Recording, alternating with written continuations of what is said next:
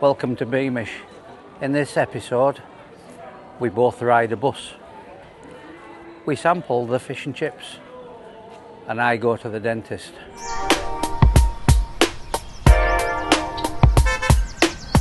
Today we are working our way up to the Northumberland coast. We're calling in at the Living History Museum of Beamish, but overnight we've stayed at Eden Place campsite. It's a nice little park up. We found it on the internet. Nice little flat car park area. These cars weren't here when we arrived. These have just arrived this morning. But nice little area for the dog to run around as well. Kobe loved it this morning, getting up for his little morning run. And in the summer, if the sun comes out, we could make use of these picnic tables as well. I think a few people have had barbecues on there. It looks a little bit charred, that, doesn't it? Yeah. Nice little area.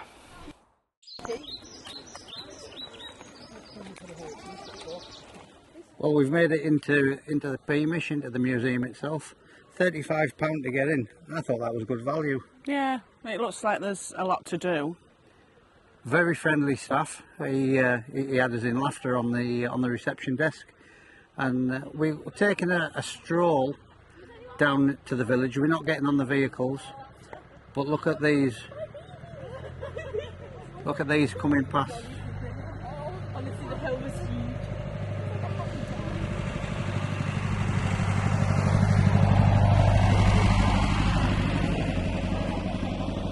I think I'm not old enough to remember those. I was just going to say that probably take you back to when you were a nipper.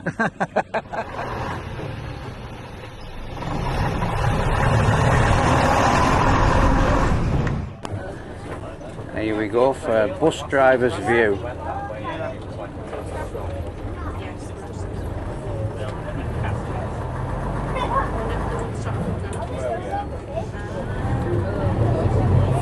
Nice and smooth with the gears. There's no crashing them there.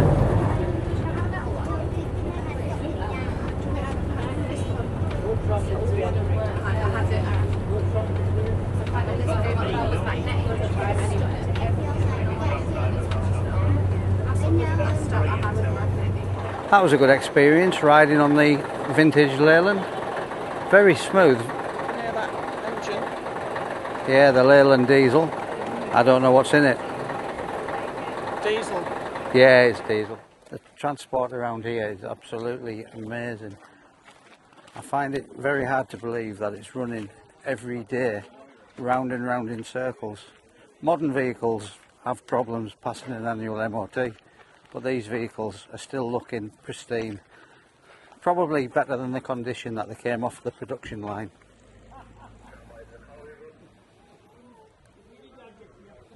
Oh.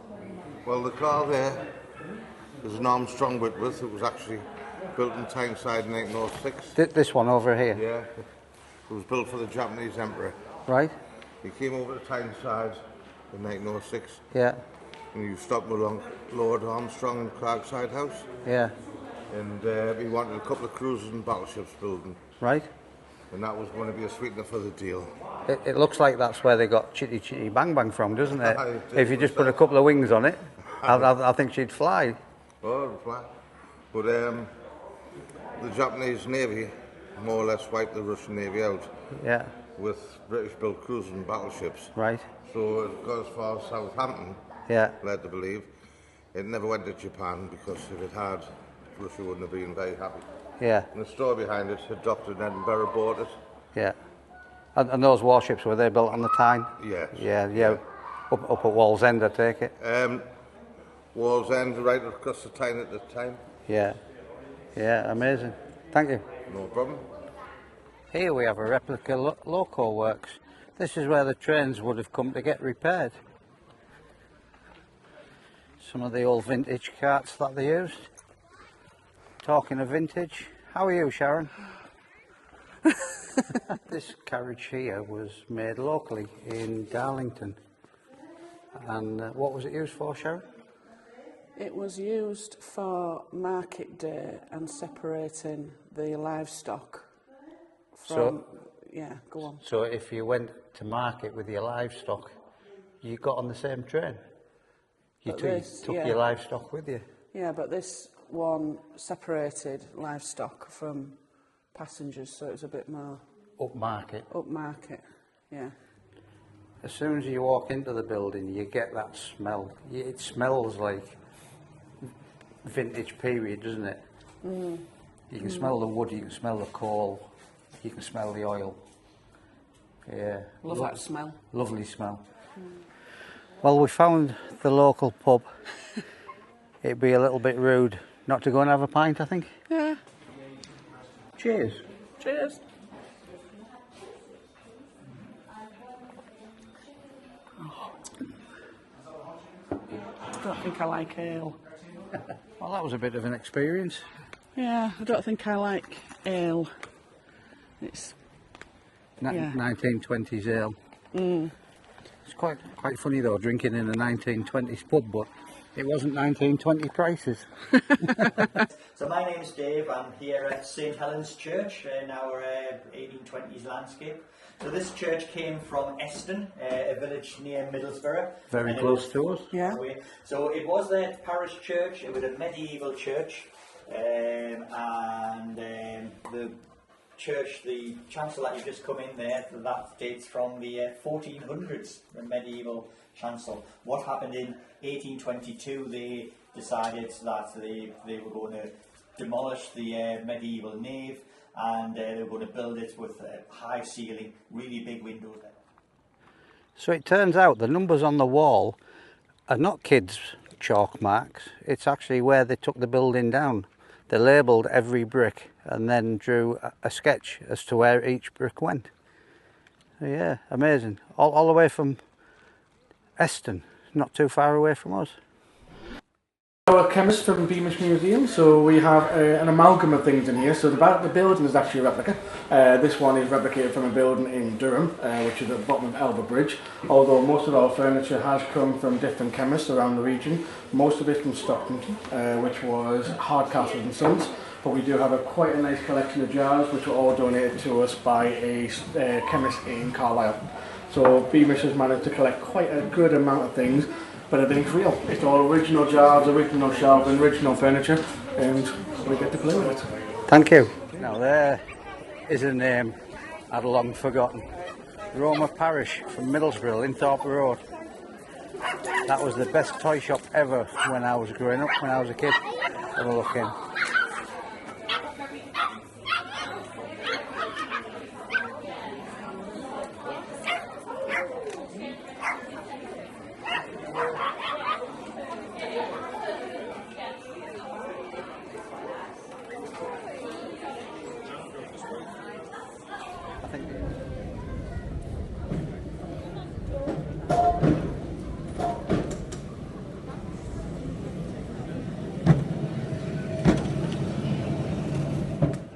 Oh look Sharon, it's fully booked. You can't get your hair done. Yeah, not a shame. We'd get you in for a short back and sides look.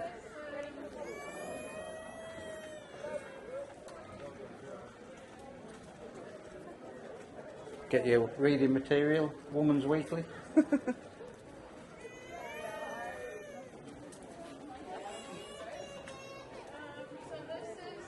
Look at that chair here, you've seen this one? Oh yeah. A special chair for the kids. So you have a drill, Whoa, which is look foot at that. operated, and if you are able to afford a filling, this is what they would use. There'd be a burr in the end, and they would drill just like your dentist does today. And it doesn't always work because if your teeth is in such a poor condition, it may collapse as they're drilling it. Which means A, you've still got to pay for it, and B, you're going to have it out anyway. You see the jar at the end on the sink? Yeah? That would be probably in a solution of carbonic. Okay? And that would be able to help with the sterilisation.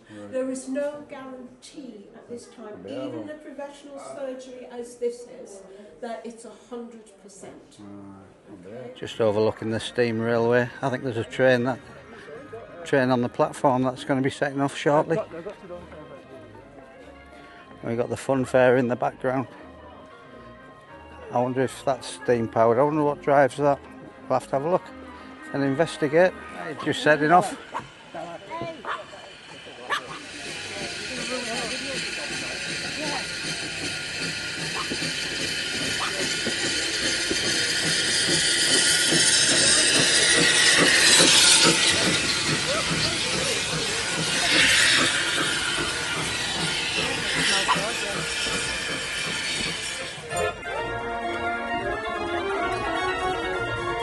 I used to love these as a kid. I know. Always seem to go really fast, didn't they? I think they are going quite fast.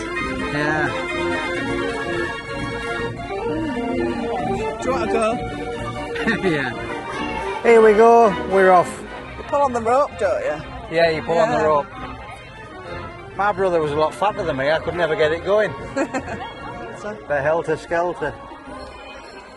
How much is that a go? Why, you were fun? Yeah, yeah. I don't know. That looks fun. Yeah, it does. This is actually quite fun, quite enjoying this.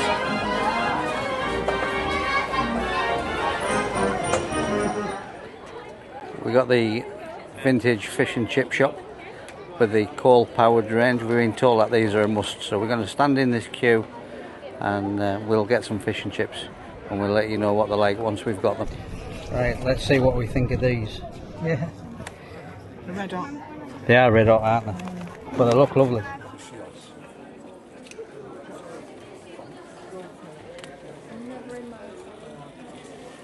If you like today's video, please remember to subscribe and give us a like. We'll see you tomorrow on Holy Island.